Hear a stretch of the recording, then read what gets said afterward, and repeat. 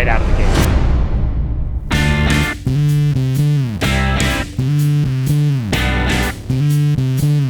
Hey guys, my name is Laim and this is Jeep Sheep TV. Today we're talking about something that is definitely not a Jeep, and I have a really special guest with me today, Loren Healy. Who are you, first of all, and what are we looking at today? So, really exciting stuff. I've been racing Ultra 4 and King of the Hammers for the last 15 to 20 years since its inception. Won King of the Hammers a couple times, so that's kind of my pedigree, but off-roading and overlanding and just the general wheeling community, that is my passion. I've been doing it since I was a very little kid, and kind of what got my start with off-road racing and Ultra 4, but this is what I love. You know, spending days in Moab, this is what I've been doing my whole life, and this is my passion for sure.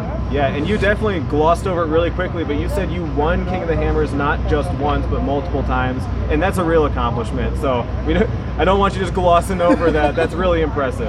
I appreciate it, and that's really exciting stuff for me, but I'm so excited about the new Bronco. It's had me so jazzed up. We've got to be involved with it kind of in the, you know, behind the scene for the last couple of years, and to see it finally come into fruition out here in the public at the Moab 4x4 Expo and all the places that it's been going to, I'm so excited about that right now. That's amazing. And I know that some of the competitors to the Bronco, they do a lot of market research with people like yourself. Yep. And it's really refreshing to hear that Bronco did that as well. That's really cool. So let's dive in. What are we looking at today? This is a 4-door Overland edition. So this is a concept vehicle, but it's based off of the 4-door Badland Bronco. It has the manual transmission, so it has the 2.3 EcoBoost, and I really, really like this. I've got to spend some time in Johnson Valley out testing these vehicles, and I'm really, really impressed with the technology that went into the manual transmission. They have some really cool like trail modes where you can go like 0.6 mile an hour without even touching the clutch on it, and this super cool crawl mode. So it's not just a standard normal transmission. There's a bunch of cool technology that went into it, and I think people are really going to appreciate it. Those people that love manual transmissions are going to be really excited about this option. It's always nice to see manual transmissions existing in newer vehicles. Yep. That's really exciting. And it's also exciting to hear that there's things that they did for the crawling community, people who are on the rocks, not just driving over curves, perhaps. Yep, absolutely. In the time that we were running around, when you get into that kind of that situation between needing high and low range, it has that crawl gear, and I found that I could pop it into the crawl gear and leave it in high range and could navigate some little bit more technical sections without actually having to shift into low range. So the other couple of vehicles I've been able to drive a 2-door and a 4-door, the 2.7 with the manual transmission, or the automatic transmission, I'm sorry. That's probably my favorite because it gets to keep you up in the power range a little bit better, but me being a race truck driver, like that's something that's important to me. But yeah, the technology that's going into this truck is really unreal. And this one being a concept vehicle, I think it's really, really neat for the overlanding crowd. So you have rooftop tent, you know, you've got a bolt-on accessories with a Warn winch that, you know, that bolts right onto the front of it. Some cool navigation stuff, radios, you know, just set up to get out into the venture where Bronco lives and where Bronco was born out in the wild. So, you know, just this concept is something that I can't wait to have in my driveway for sure. Yeah. Now you mentioned the rock crawling capability of this, and then you also mentioned that you drive race trucks. And I know that there's some controversy about the front axle being not a solid axle for the rock crawling, but my understanding is that benefits you at the higher speed. So I guess, does it live up to the hype? Does it go fast? It goes amazingly fast. So I want to compare back to Johnson Valley and King of the Hammers in that area, because I feel like that's kind of my area of expertise. We got to spend time where we spent time in a lot of Raptors, where you can do 80 miles an hour, 100 miles an hour through this open desert out in the woods and stuff. And we got to do the same thing in a Bronco, and it felt just as stable, just as fast.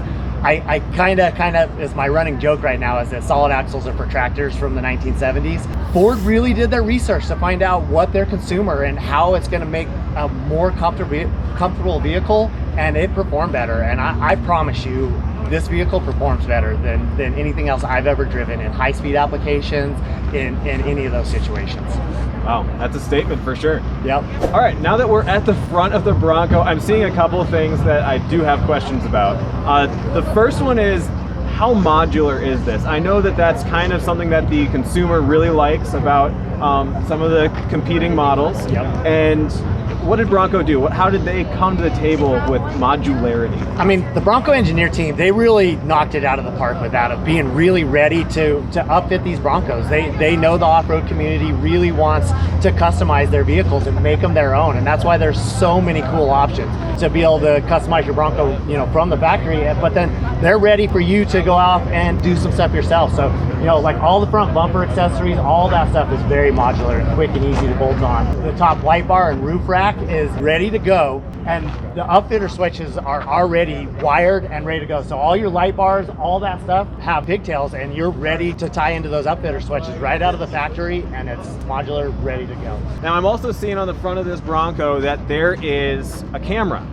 And I also noticed that there's cameras on the mirrors. What is going on with that? So I've been, like I said, I've been off-roading my whole life, and out in Johnson Valley, I started using the cameras and it became second nature to me within 20 minutes. It's such a neat new technology that I've never experienced other than in a Raptor before. And when you're coming up over a blind crest or there's a rock you can't see on the front tire, those cameras cover it, and you find yourself getting very dependent on it, where you're looking at the screen in the dash and paying attention to where the camera is pointing. So it's a new technology that I haven't experienced before, but I fell in love with. It was one of my top things that I really loved about Bronco, that I really liked right out of the gate. Awesome. Well, you mentioned that there's a screen on the dash that you can see all this from. Why don't we jump inside the Bronco and see this screen? Okay, let's check it out. All right, so now that we're in the interior, I'm seeing a lot of really cool things. The first thing, obviously, we talked about was this screen and the camera system. So what are we looking at here on the dash of this Bronco? I mean, so I feel like Ford knocked it out of the park here with the interior of the Bronco. You know, they've always been known for making really nice, clean, great technology, very stylistic lines. And once again, they just have killed it in here. So we've got this big, great screen that shows us all the cameras, different angles, can show you the vehicle from up above. The technology from being able to see outside of the vehicle from the inside is a game changer, in my opinion. You know, your four-wheel drive shifter is really quick and easy to be able to shift from 4 high, 4 low, all-wheel drive, and gives you all your different trail modes. So you can go into your rock crawling mode, your sand mode, your mud mode, your snow. It gives you all those different options where the computer will help you get through some different situations. If you don't feel comfortable in the snow and you put it in snow mode, it will help you navigate that situation. So right. You know, this vehicle is very smart and can help the novice off-roader, you know, be an expert with the technology in this vehicle. Okay, so being that you have a lot of experience in some very harsh conditions, and you're definitely putting vehicles to the test, what's your opinion of a dial selector for the four-wheel drive? Is it robust? I mean, I've got to do a lot of testing so far, and I mean, I haven't had any problems with it in any of my other, you know, Ford vehicles that all have, you know, electronic shifted transfer cases and stuff. I've never had a single problem with it personally. Right. So technology's caught up with us for sure. Yep. I'm definitely noticing, and it's such a weird thing, but it really is important that they gave us a nice ledge here for you to rest your hand on as you're touching buttons. Yep. Because terrain's not always smooth. No. Roads are not always smooth. So as we're sitting in here, we got the doors open. Have you had the doors off of this vehicle? I have, and that was a great point that I wanted to bring up. So a couple of things, I love it that the mirrors are not attached to the door. So you pop your doors off, still got your mirrors, you're good to go there. They unpin and disconnect out of there very quick and easy. And so all this is modular. So you're at the beach or you're out in the mountains and you want to take the doors and the top off, there's room to store it in the back. So you just toss it back there, you know, cool, nice storage area, and you just head out for your adventure, and you have that stuff with you. If the weather comes in, toss it back on. So I really like that part of it. All right, and you keep talking about, you know, the modularity of it. I'm seeing you got a CB radio mounted up here to your rail. You got buttons all around the top up here. It really is a cockpit, if you will, for going on an adventure. That's really cool. Now, a lot of and I'm seeing a couple things in here, you know, on the dial, on the dash. The leading competitor that Bronco is fighting with pays so much homage to previous models and even people involved in them. Does Bronco do anything like that? They do. There's going to be a couple cool little Easter eggs. One of them I want to show you under the gas cap that has the Gen 1 Bronco stamped in the gas cap area.